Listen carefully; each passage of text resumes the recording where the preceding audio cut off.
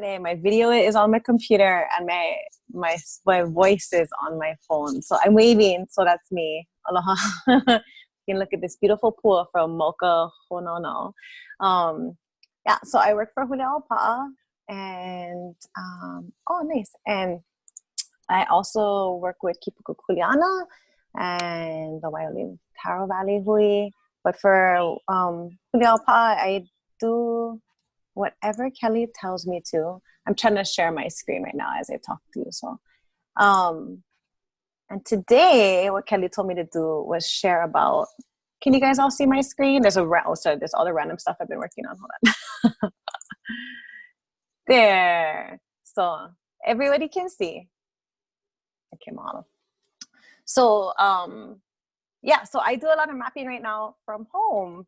I'm actually really excited that Zach is going to come and talk to you guys this afternoon. And he's going to give you kind of a real intimate how-to into Kipuka, the database that OHA has. And Zach has been maintaining, running it, and adding all kinds of amazing mea to it. And it's kind of like Ulukau. There's all these untapped gems inside of it. And I've been doing JS, which is kind of that interface that Kipuka's on for about 11 years now. But I've been doing mapping since high school. One of the titos was sharing in our group that she's in Pupukia, and I'm so glad that you found that place name.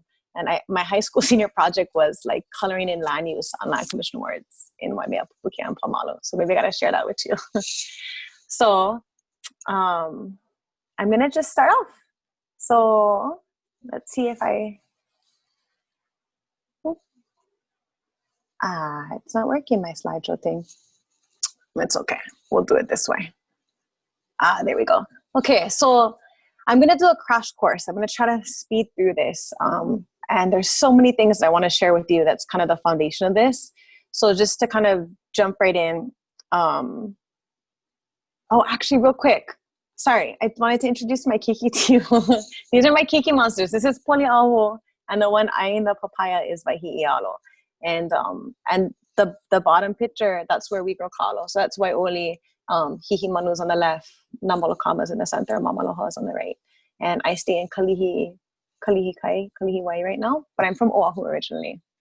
And I want to thank Nigel and Kua and Hulea Pa'a, La'akea, and Leah guys for all the support you guys gave me for today. So things we will go over today. The first is I want you guys to kind of better understand how maps can help you in your research and in your work.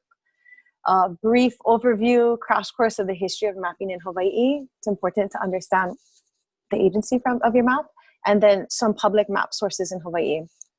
It's okay if you didn't do your Halavina. So we won't go over maps in private collections, GIS, GPS, right, handheld dropping points. We're not going to talk too much about survey mapping and property boundaries.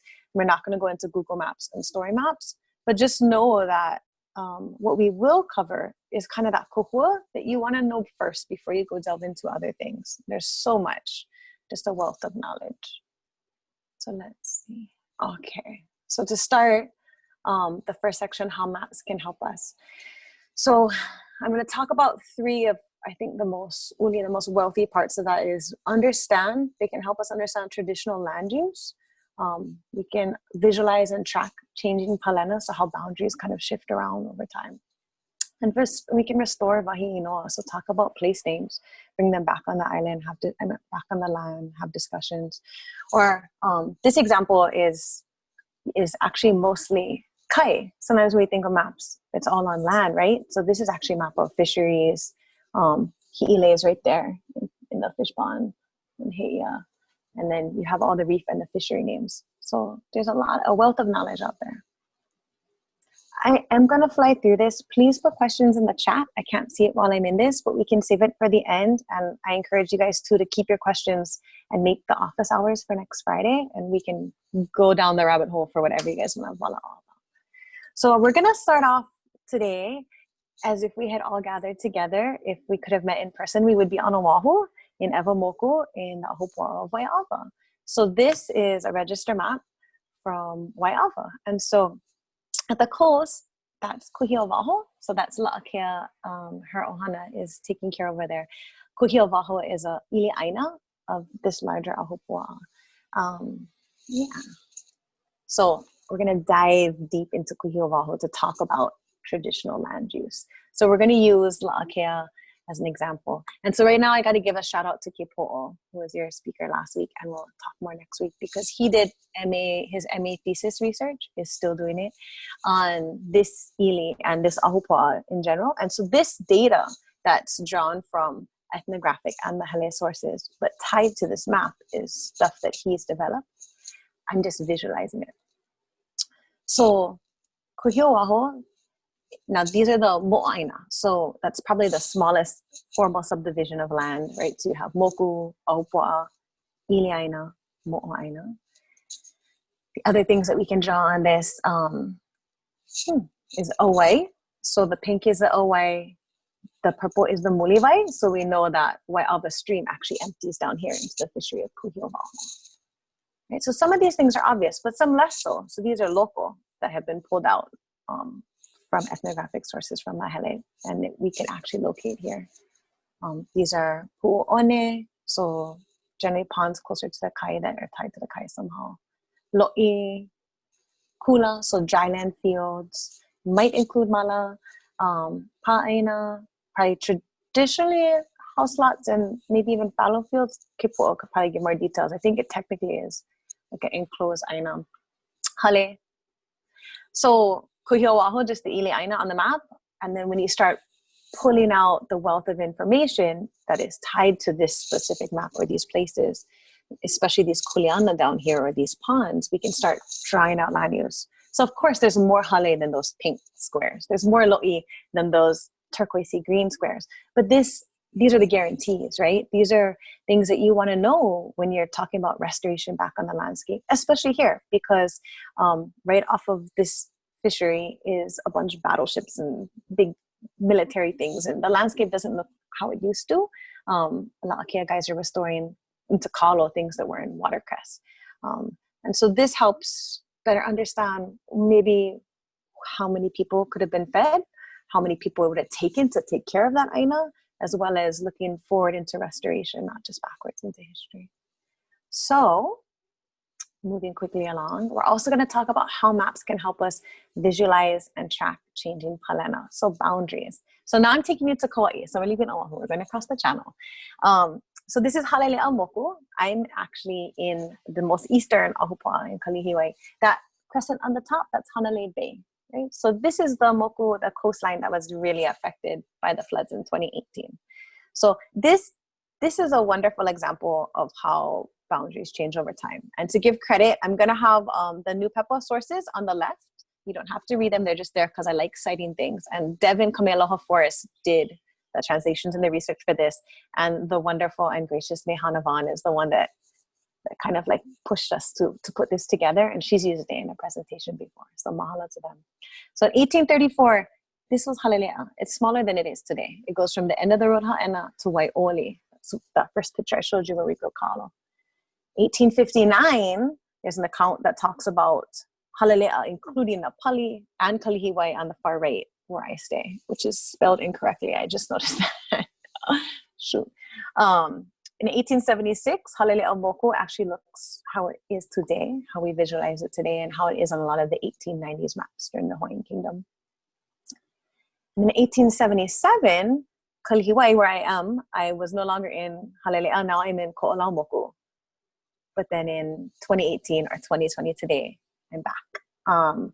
So just a snapshot, like depending on the map that you reference, depending on the source you're using in Nupepa or who's talking, maybe some of those boundaries aren't so legit. Maybe some are more legitimate. Maybe they all are. Maybe this was just changing palena.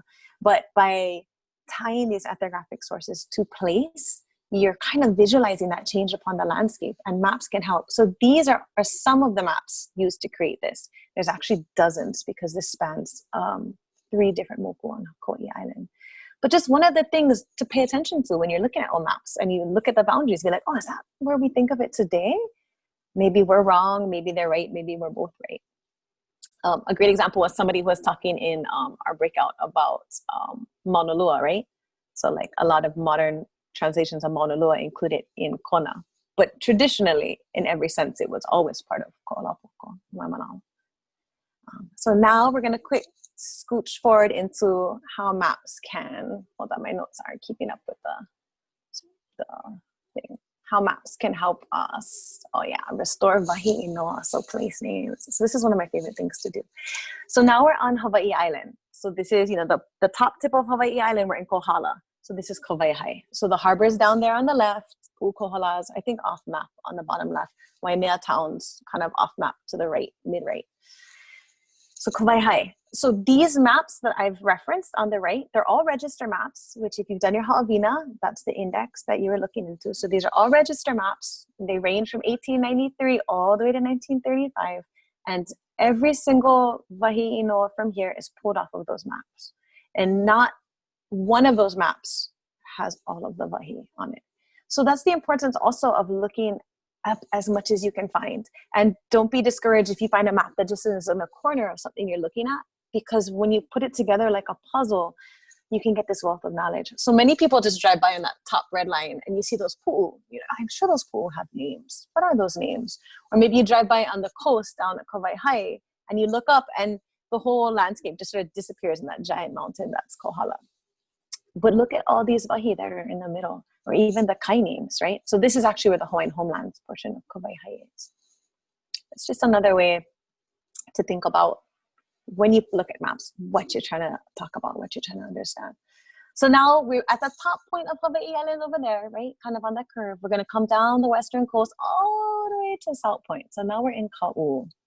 Try to pai aina this PowerPoint since we're webinar now. So everybody hopefully gets a little sneak peek of something. Sorry if I just shot past you. Sorry, Natalie. I just zoomed by Kona. But so yeah, Ka'u. So this is a register map, kind of overlaid and trying to pull information off of it to kind of look at where the streams are, what might have resources been in the past. This one's neat because I think this is Waiohinu. I do so many that I kind of forget. And the top of this one, the little squares are springs. And the green is pulled off of this actually somewhat recent map. And those were actually Lo'ikalo. Not Kuleana Awards, but Lo'ikalo. And it's dry today, right? And those springs in the top were capped during plantation time and now are capped by the water supply. But the fact that we know that, water used to run not just down that ditch that you see it today, but it used to run in a very different way. And you used to water Lo'i. And so you can kind of even see the green on the landscape. So even if we're not mapping names, we're understanding what wahi were in the past. Yeah, wonderful things. So this isn't the poll, but so we just did how maps can help us. So now we're jumping into history of mapping crash course. So we're going to do history mapping Hawaii. I put out just a few bullets I want you guys to think about. And we're going to talk about 7. So I like timelines. It's a much better way to kind of visualize where we are today and the events that happened in between to get us to today. So the first constitution of the Hawaiian Kingdom, I pulled out because it's the real first formalization of government, and mapping is also often thought of as a very Western concept, but the Hawaiian Kingdom government was really good at taking all kinds of tools and using it for their purposes. And they did the same with maps. So the Mahele, 10 years after this first constitution, happened in 1848. Kipo'o is going to hopefully go into detail on it. I'm just going to quick give sort of a general overview. Division of land, the most basic sense. We could write theses on this. One of mine is on a small section of the Mahele. But just the division of land. So people were claiming land, they're drawing lines. What eventually translated after the overthrow as fee simple, right? So this is Wai'awa. So we're back on Oahu, Kalamai. So, right, La'akea, guys, is Kuhio of Oahu is down on the very bottom tip, but Wai'awa actually comes up and hooks way Mauka. So this is a portion of Wai'awa. So this yellow is the Konohiki land claim for Wai'awa. So the Ali'i claimed almost the entire thing, right? It's huge. It doesn't even fit in the screen. These tiny pieces is what the Maka'ainana got. And that probably actually even includes some ABCFM and other not technically Kuleana or Maka'ainana awards. But this is that division. And in order for people to get these tiny pieces, these land commission awards, they had to give testimony. And other people had to come in as witnesses and also give testimony. There were surveys done, all kinds of crazy things. I think this is really important without getting too deep into the history, that three classes of persons have vested rights in the land. Uncle Carlos always talks about this too, is the Mo'i had an interest, the Ali'i had an interest, and the Maka'ainana had an interest. And each one had to give up their interest for the other one to claim it. And so a lot of people talk about how the Maka'ainana never gave up their interest. Crash course. So Mahele, 1848. Now the Boundary Commission. This might be less well known. The Boundary Commission was established to collect testimony and to authorize certificate for boundaries. So that would be like large boundaries. Ahupua Awai. So here's the example of Waipaws. They had newspaper advertisements. People wrote in, gave testimony, said, no, the boundary doesn't go down Makaihuva. It goes down there and it hooks left down this one. And there's all this, like, it would be a wonderful Hawaiian soap opera drama to talk about like the infighting that happened over this.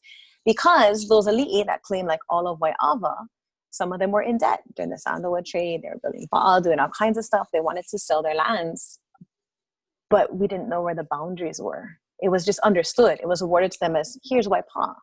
Ke'eliko Olani got Waipa. But she'd actually never been to Waipa. And the boundaries might be known commonly, but not set. So this is what the Boundary Commission did. It set legal boundaries. 1,874 Boundary Commission certificates were issued. It's a wonderful resource to look at along with maps. It has place names as well. So that was in 1862. This is a really important one for mapping. The Office of Hawaiian Government Survey was established within the Interior Department by the Hawaiian Kingdom. The Hawaiian Kingdom had an Office of Survey. So maps were created by and for the Hawaiian Kingdom. And the purpose of this was for the government to know what it had. It's really important to know that that the survey had no authority to settle boundaries.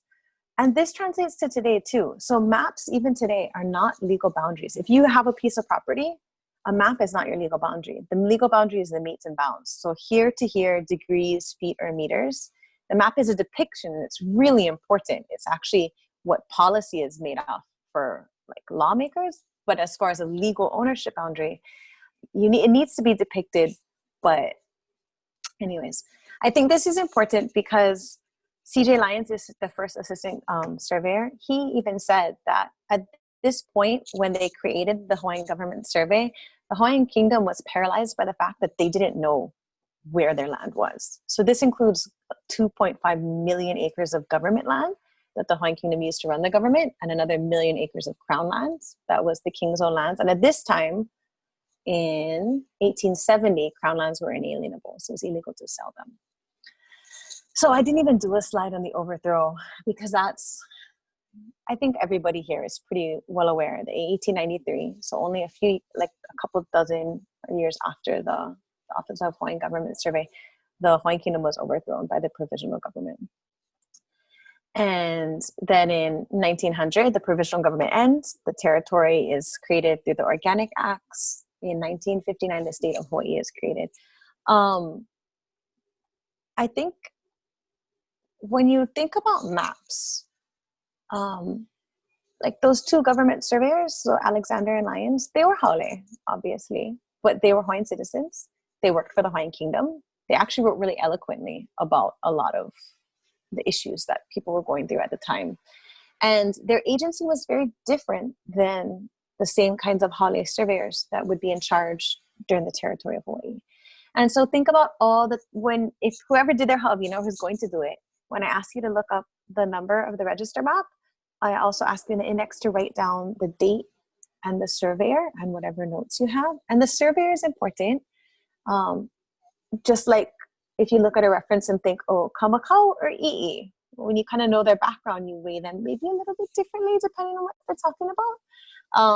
And the same goes with maps. The date of the map is not just important for accuracy in terms of tools, but also the why. Why are they mapping? Are they mapping a government lot because the Hawaiian Kingdom needs to use it for something? Or are they mapping in the territory of Hawaii, dividing up beach lots to sell? Another important thing to think about is some of the most accurate, in my terms, maps, and sorry, we're going to stay a second on the slide just for a sec longer, are the maps that date 1893, 1894, 1895, because they tend to be the most accurate relationally, so technically, and have a wealth of place names on them. Initially, you might think, oh, this is post-overthrow. So, I don't know. But if you think about the time, the technology, Uncle doesn't have like a laser sight to go out there and map things. I mean, we're talking about like chains and alidades. People were traveling between islands on Va'a and like sailboats. There wasn't Young Brothers barge and the jets flying around. It was quiet, just a lot like it is today. I haven't seen a plane for a really long time. So the 3 years after overthrow, maybe even 4 years, you still have maps that were starting to be surveyed and created prior to that overthrow. And if the provisional government did anything well, they followed the laws well until they chose to change the laws. So they constantly were changing the laws. But they took Hawaiian government law and they followed it until they changed it. And one of the laws during Hawaiian Kingdom was in order to sell land, so this was government grants, for the government to grant out land, you had to have a survey. And sometimes to survey a tiny parcel, you have to survey the larger ahupua'a. So it was in their best interest, because they wanted to sell crown lands as soon as they did the overthrow, to go ahead and continue these maps. So think about these things as you look at the dates. Maybe go back and look at your ha'awina again, or do your ha'awina in the future, and look at those dates that you find in your maps. So this is our timeline. Okay, last part, I promise. So public maps in Hawaii.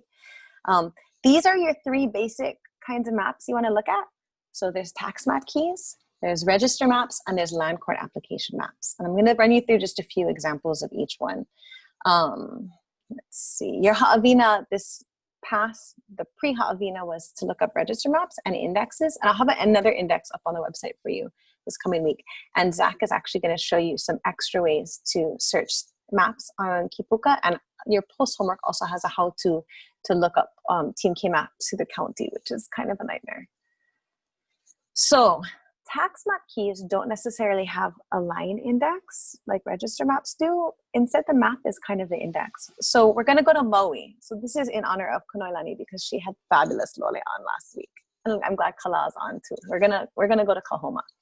So we're going to start with Maui. So this map has the M50s. If you're on Kauai, a lot of them are labeled K50s. This is kind of your base key for Maui for TMKs. So Kahoma's in Lahaina. So we're going to look for Lahaina. That's number 4. There's a big 4. If you look, Lanai also is 4. So that's zone 4. So now we're looking at zone 4. And now we need to find where Kahoma is, which is actually number 5. So it's kind of sandwiched between Wahikuli and Pono. So now we're going to go into zone 4, section 5. So this is kind of, the last one was Lahaina and Lanai, and this is just a cluster of ahupua'a within Lahaina. And if you look, the dark band that kind of has a strong river going down the center, that's actually Kahoma. And so they're in Plat 18. So this is Plat 18. The two actually match up. And the little purple one that's where you get your picnic table, and after you cross the stream and go over there. And you can see that this TMK doesn't have a wealth of place names, but it has a ton of land commission words. It also has things like Pioneer Mill Company. So who might own it today, or who might have owned it in the past. There's a lot of wealth of information for TMKs. So flash to register maps. I love register maps. These are everything from early explorer maps to maps that were created during the territory of Hawaii for Hawaiian homelands, to navigational soundings, reefs and fisheries, inland, and they all have varying levels of detail. So here's that Wai'awa map on the left, and the one on the right is a map of West Kauai by Gay and Robinson. And this map might literally be the map with the most place names I've ever seen. Like half of those lines down there are actually not squiggles, they're names. And so this actually is also a pair with Francis Gay's journal, which is in the Bishop Museum archives. So when you kind of find things like that, then it's just this huge wealth of knowledge.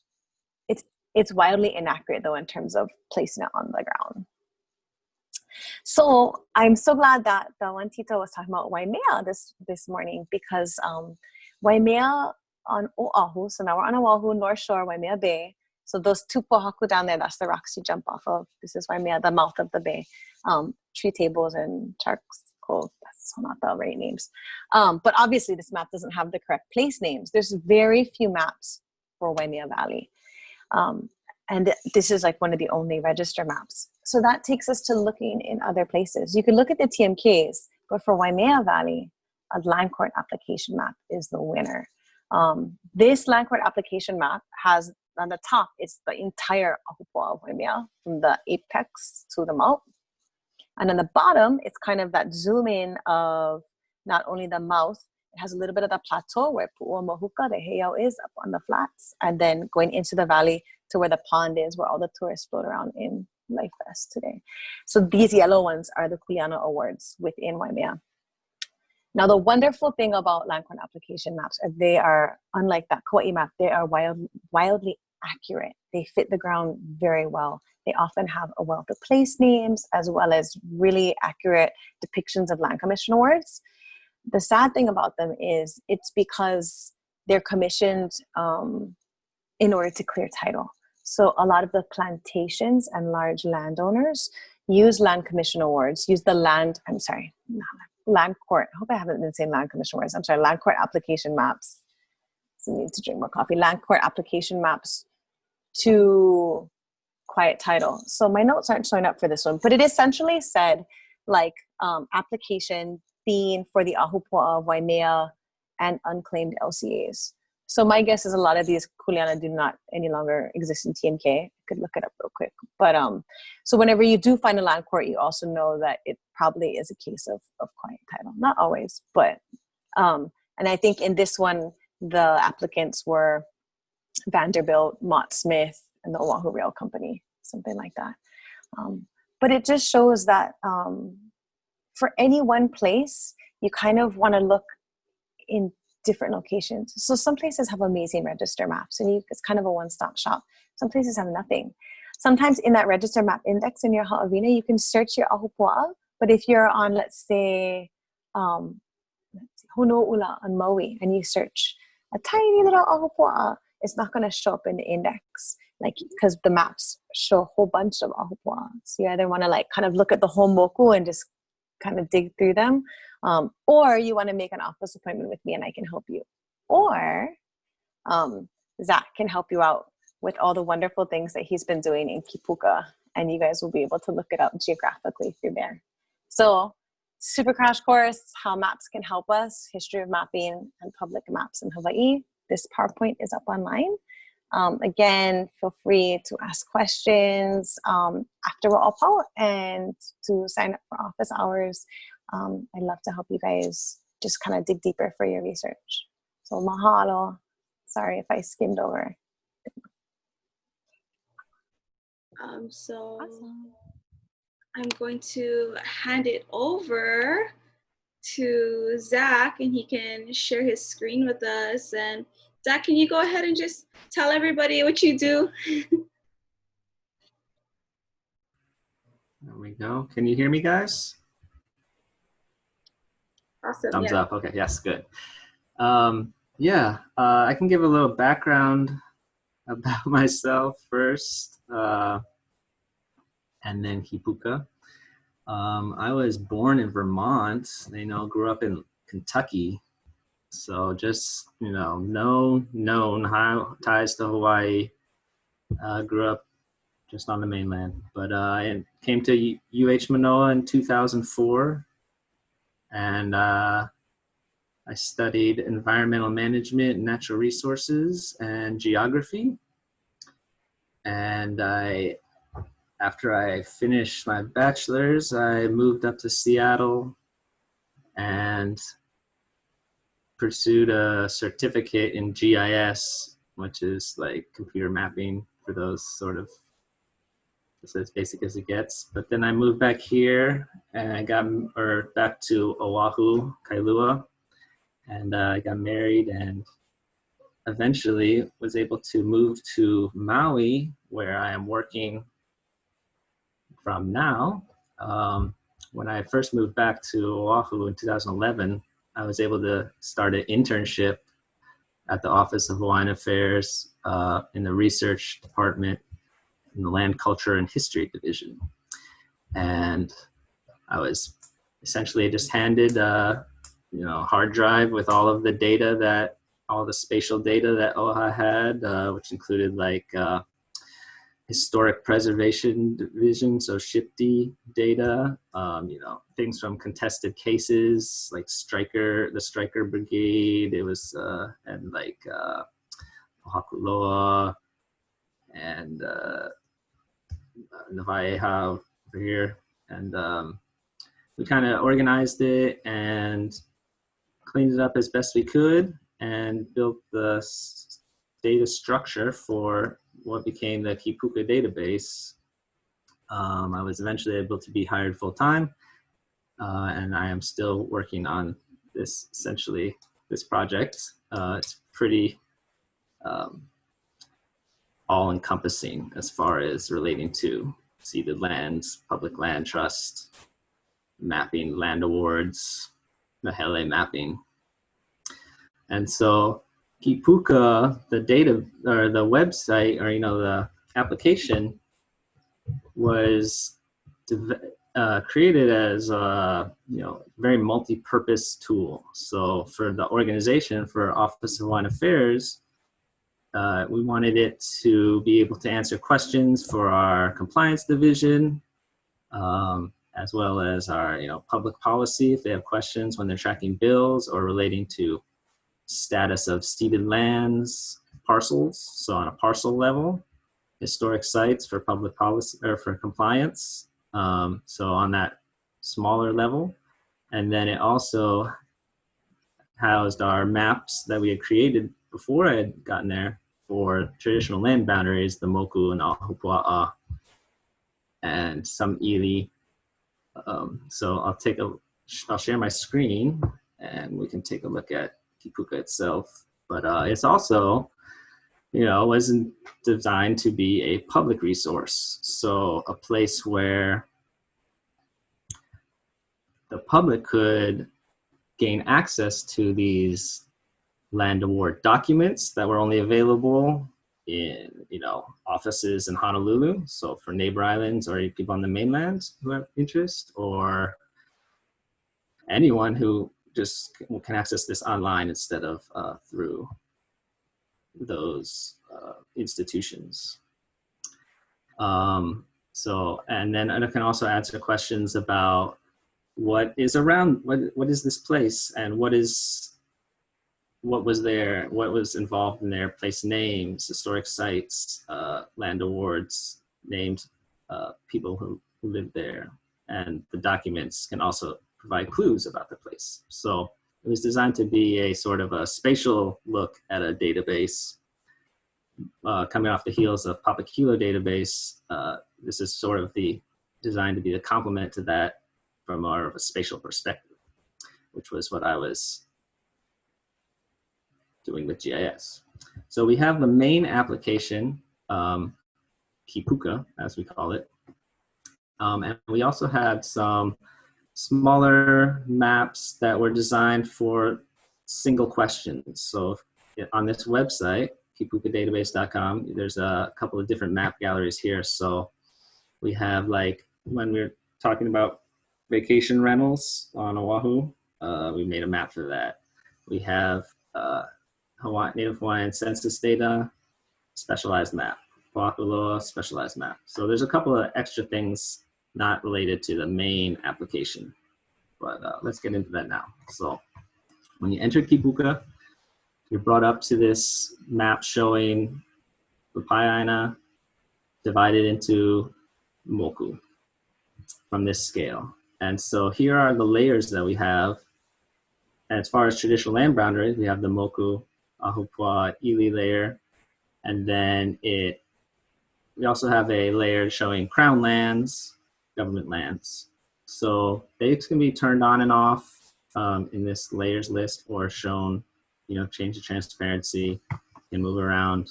And as you zoom in closer, the more detailed layers come on. So that crown lands and the Ahupua'a division of layers. So there's this map view of Kipuka, which shows all the features that we have mapped, and Then there's a second thing, which is like the details. So for each feature, there's a page that shows sort of a more detailed view, of more of like data as opposed to the shapes. So this is the map view. And then if you open up, so I just clicked on the map, opened up the Ahupua'a because that layer is on. I guess we could do the Crown Land one too. So Keokea, it'll bring up specific information about that place. So here is where you can find links to documents. I don't know if there's gonna be a register maps. Okay, so there's registered maps. It tells you where it is. And then the other two layers that are very important for Kipuka are these land awards layers.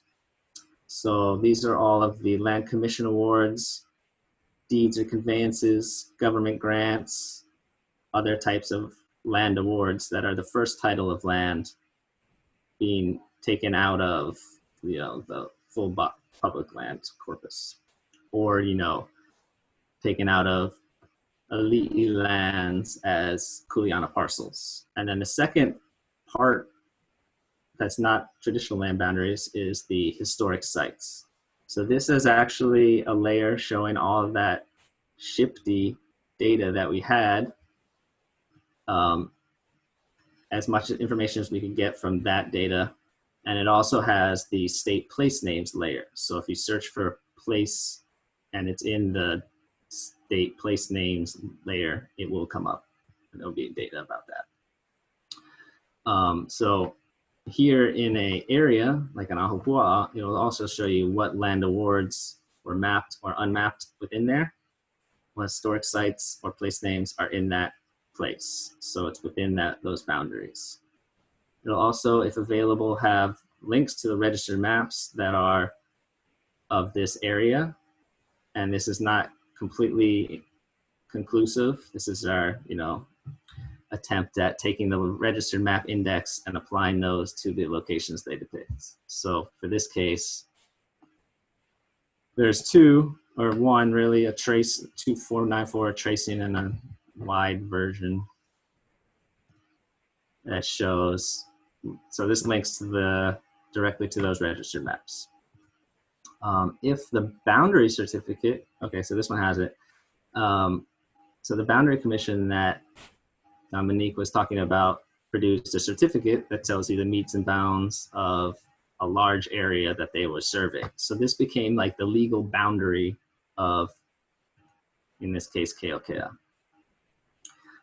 And it's cool on here because they talk about actual, you know, landmarks as being the borders. So place names like pu'u names or ridge names, or sometimes it'll talk about, here's just a pile of stones is the boundary. Now that doesn't really persist, but what we have shown on maps, such as the registered maps or other larger maps, is what we use to create these shapes. So we're actually using the maps to build these boundaries. But this would be the technical legal boundary of this area. And sometimes there's things like actual acreage summaries. But as far as like ethnographic research, there's can be, well, you know, there's willy trees there. That makes sense. Sometimes they use people. So like there's also the testimony. When it's contested, they'll have different, this is like the notes of the people who knew about the boundaries. So this is their testimony. So there's a lot of information in there. But yes, this details will show that kind of picture of a place. And so when you get closer, I'm in Maui here, I'm not sure how we'll do, but you can see that here the place names, this triangles and the brown shapes are historic sites. So ag complex, this is related to, this is data coming straight from the State Historic Preservation Division. So when they, so this is the details for whatever this historic site is, this ag complex. So it's actually written in terms of like archaeologists or whoever was doing the survey of this place and what they wrote down, right? So it's their data. Some information can come out of this. It's kind of in terms of archaeologists. So, but we do have what their notes are, form, function, and then the links to, or no link, but the numbers and of the site names and the documents in Shipdi that would have the report about this. So that's the historic site part. And then the land awards, these yellow parts, show those titles of land. So they can be as big as this is like a Konehiki Award. So it's the entire Ahupua'a. Or most of it. This is the Lahaina, so it's kind of a lot of different things going on. But for each land award, there is this information about number, claimant, if there's a map that we used, and then it also links to those documents that are included with the land award. So the Land Commission Award itself, which is in this case as a Konehiki Award, it would just be them saying that they were awarded this entire land. So this is 15. So here it just says that Kekau Nohi was given the Aina of Panaiva. Sorry if I'm mispronouncing that. But then there's also the register, the testimony that included, that's for different types of land awards, can have information about what that land was or who their neighbors were or things like that.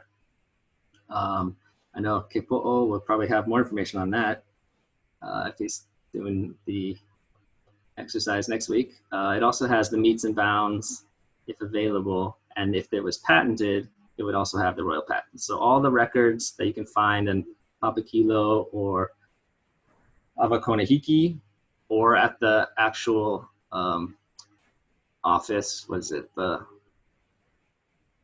the Bureau of Conveyances, I think that's where we got this, is all kind of gathered here for each land award. So going closer, you can see these are this is a grant. So this would be something that was sold by the government straight out of public lands. And in this case, could be Crown land, or I guess if we go back to KOK, there's probably sales of Crown land, but that's a government sale of land, as opposed to the Land Commission Award here, which is this may be a Konehiki, or I mean a Kuleana Award. So they'll have the same kinds of documents as the large Konehiki Award, but they're gonna be surveyed for one. So there's gonna be a little drawing of it, and there's gonna have the meets and bounds. And they're gonna also have the testimony register where available, and the patent will say, this is the title that is given to Kaleleiki here. And then again, the survey and what it costs, if they had to pay costs. Actually for this, they wouldn't include the costs. But this is the actual award of land on the Kuleana parcel to Kaleleiki. So for different layers and different features, there's going to be different records, maps, and information. So within a specific area, there's a couple of different ways to access these types of information, or what was around in that area. So if you look at the whole Ahupua'a, and this is going to be a gigantic one, but it says it's the sum total of everything that's around in it. So this is all the Land Commission Awards, and then you can drill into sites or place names within there, and there are registered maps here too. So that's cool. So this would be like the entire area with some place names, showing the grants. And then this would be the close-up, which would have more of the, which would actually show the Land Commission awards. And then if we zoom in, you can see that, you know, there is a reservoir, taro patches. There's actually, this is a very good registered map for finding information about stuff. They don't usually include such details, but some do. So you'll actually find Hawaii, marsh, little descriptions. And these are usually based on, so here's sugar plantation. So that was the interest, right? That's why this area is surveyed, and this is, and the types of land is included. So yes, this will have the whole area. And then you can even zoom out further. I don't really want to do Maui for this. Let's go there and see like the Moku level, which will have all the places within it and all of those land awards and historic sites in that entire area. Registered maps are more going to be focused on that large area, and there are, in this case, no other records. But from that fully zoomed out district level scale, we can actually go all the way into the parcel level scale, which some people's, you know, their INA is as small as a parcel. Some people's are as large as a Ahupua'a, right? And the way that Kipuka works is it's this statewide representation of everything, landlords, everything we could figure out to add into it. So it may not give answers to a specific area of land. And the idea is that this is more encompassing, and that if there is research into an area, then that can go into Kipuka. It's sort of built to house that, and it's built to house the full historic sites information, although our data is really out of date and the Historic Preservation Division is non-compliant with, you know, producing this information.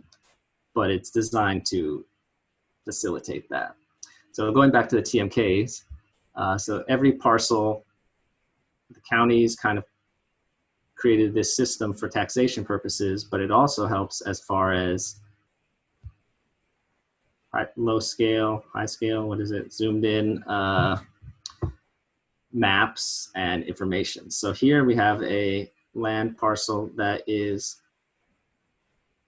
ceded land owned by the state, DLNR.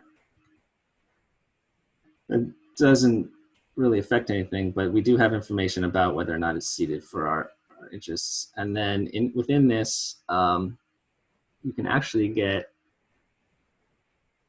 the property report from the county and link to the plat map. So that's actually part of the homework little training assignment I did. But this is the parcel information.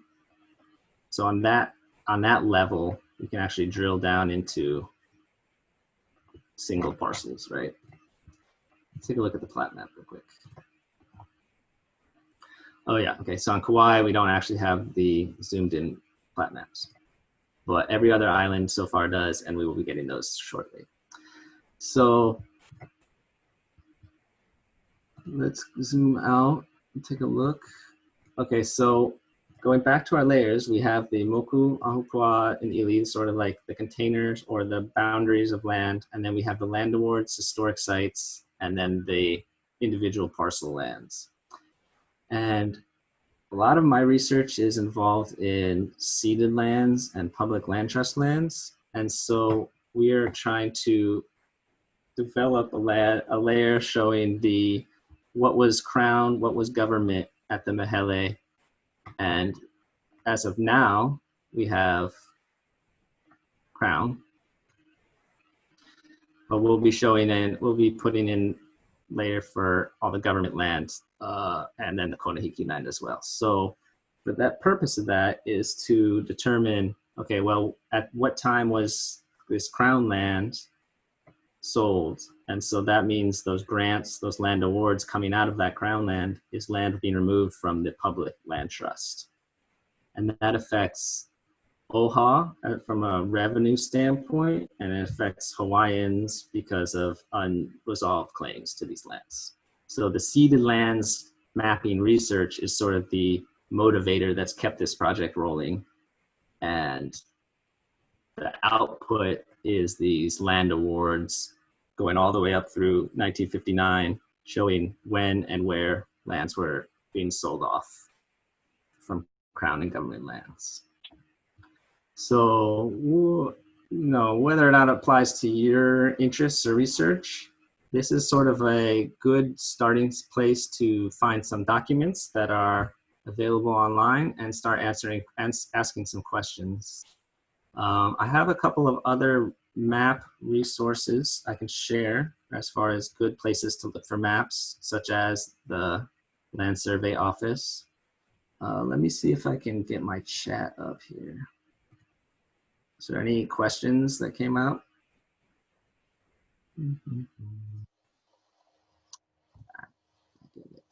But so let's take a look at some of these. So this is the Land Survey Office, Department of DAGS, County and General Services, and this is the map search. So if you know your map number, you can search for it. The index is a little iffy, as you may have seen.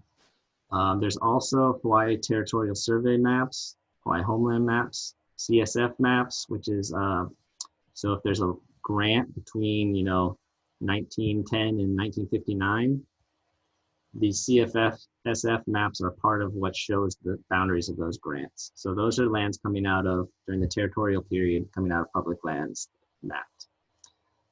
Then what Dominique talked about, the land court application maps as well.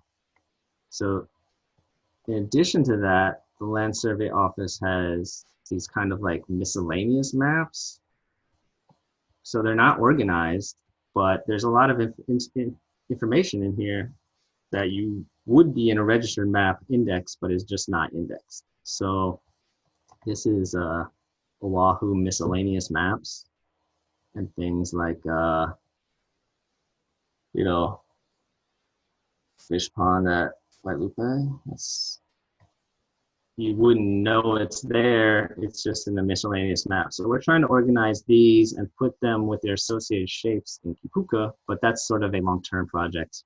When you're doing research on a specific area, just knowing these are there is cool. And this is something I look at a lot when I'm trying to understand land awards within an area. But it's not organized in any way as far as I can tell. There's Upper Kalihi. It shows that. I think we use this map to draw out the Ely of Kalihi, or some of it. A couple other places. So this is the Land Survey Office, which is an excellent source. Another good source is the UH Manoa Map Library, MAGIS. I think if you search for MAGIS, it'll show up. And these are those full island public lands maps. So a lot of these we drew on to map the boundaries. So these are those island-wide size maps, but also, so these are very, and this is a great viewer. Here's the Kauai one. So you can just like, just zoom in and out and it's really responsive. So this is a 1901 public lands map. So this says, this is Crown yellow, government green. And the names of all the places that are easy to see, you can zoom in and move all around. It's very good viewers. And they also have other sources, other types of maps. So here's all the public lands maps, which are the island-wide maps showing Crown and government lands. They link to the Land Survey fire insurance maps, so really detailed maps of like downtown Honolulu, Waikiki maybe.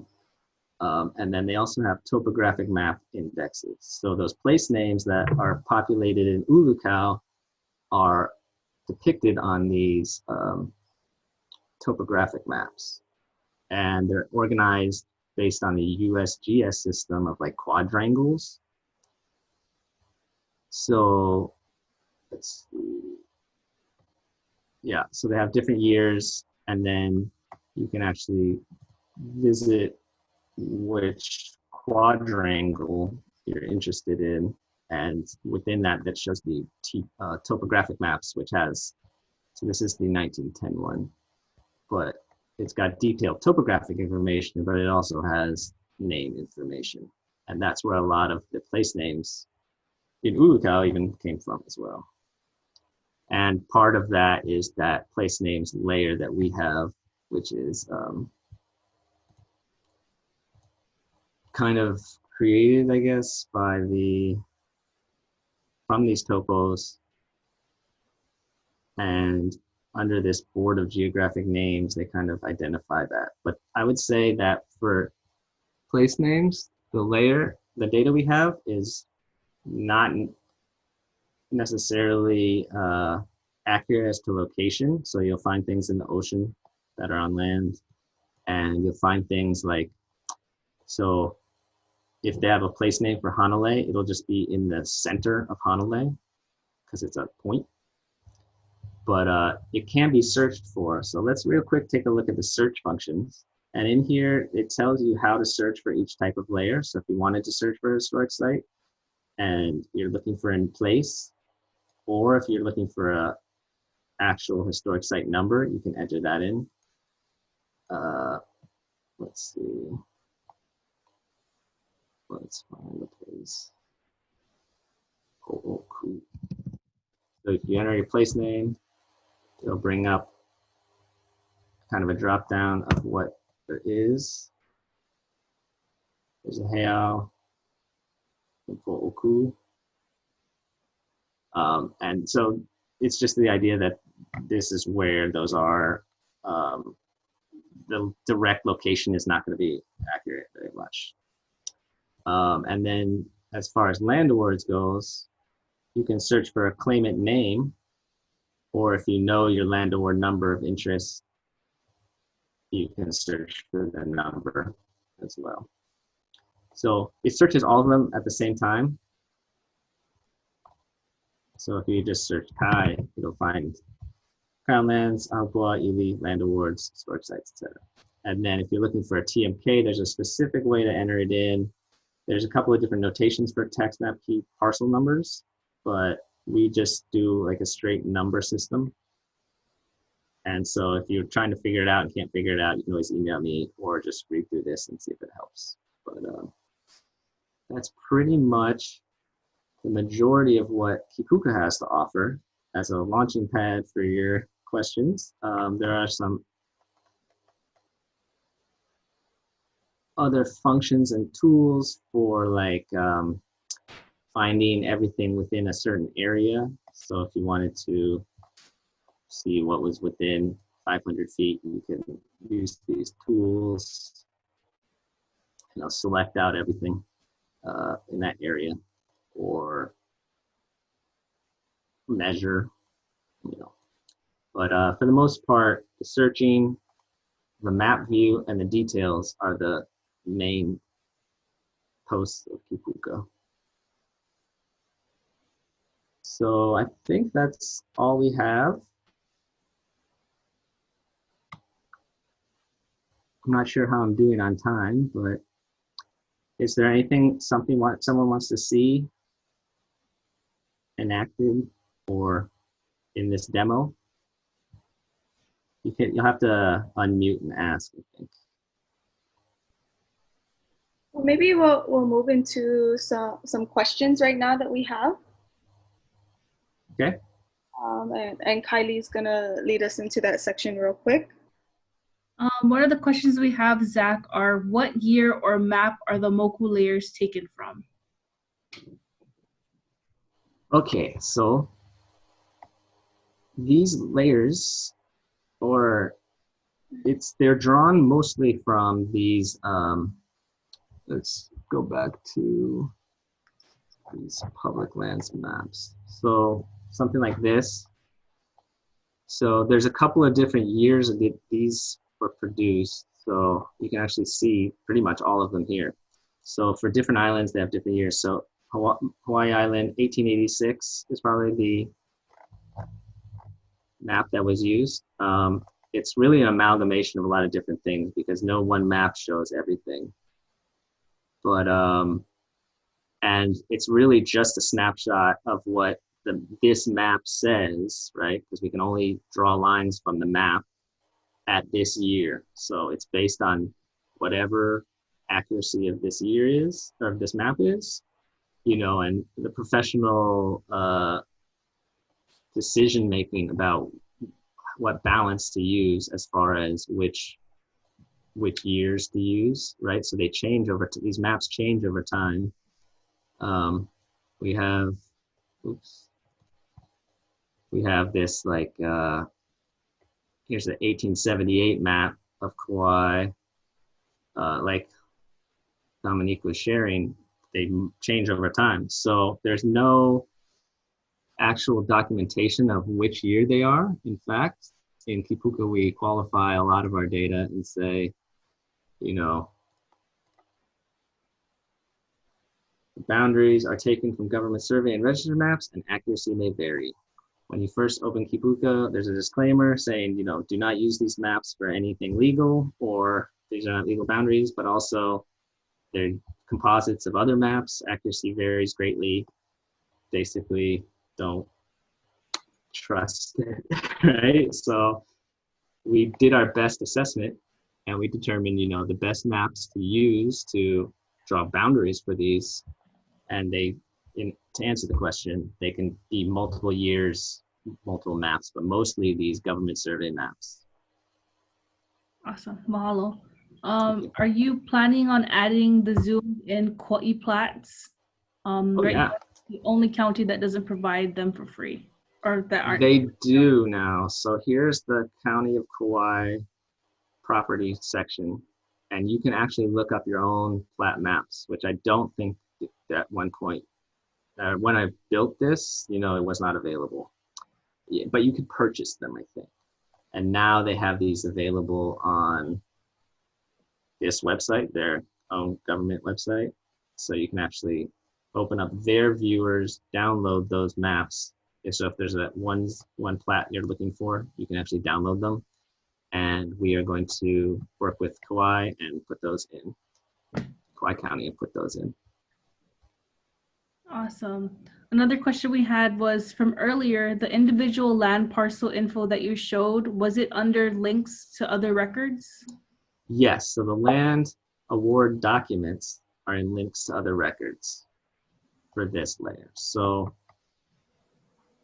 for a different layer detail, right? So if you're in a Hopua or something, links to other records might be something else. It's really just a placeholder where you put all our documents that we have. So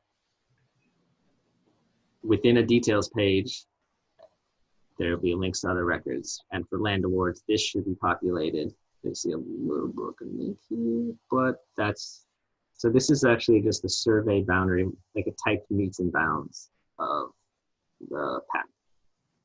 So yeah, records should be here. It links to other records. Great. Where do you find boundary commission documents? Okay, so I don't know if there's like a good public online resource for them.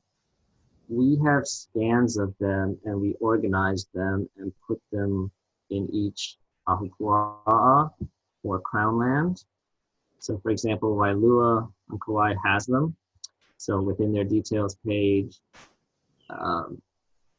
links to other records, that's where the certificates are. Great. There's an index, but we don't have a provided, like there's no way to say where are all of them in Kipuka. Okay. And then another question we had I think this question was for Dom.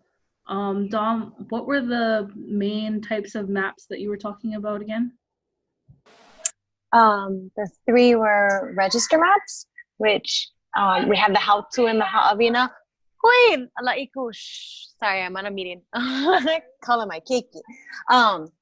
But so there's register maps which are on the Avina How To, and Zach also has them up on here. They're tax map keys, which in the handout we gave has some of the county links, but Zach also gets some of them up here. And then land court application maps, which does not have an index, but you can often find references to land court application numbers when you look on tax map plats and register map plats. So you find application court numbers to search right here on this top screen that Zach just pulled up, but you don't find that in an index unless you're in the basement of the land court. You find them ideally on another map. And you would probably be interested, you being everyone here, in number 1. So don't search number 18 or go to page 7 and number 150. Generally, map 956, application map 956-1 is going to be the older, more original map that has kind of research information on Bahik. Mahalo, Dom. This is another question for Zach. Zach, how do we find out when Kipuka is updated, when there's new things added to it? Is there a way for us to get like update announcements?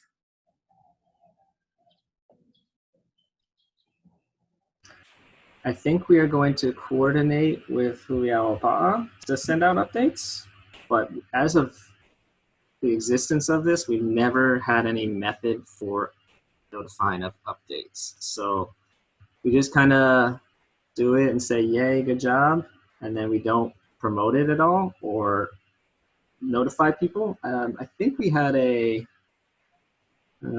don't have an email or anything, but like a newsletter, but we'll try to do our best. We'll definitely get that information out to this group, and we'll try to work on better ways to promote that and let us know. Like, for example, all the land awards for Kauai are all mapped, and we're moving along.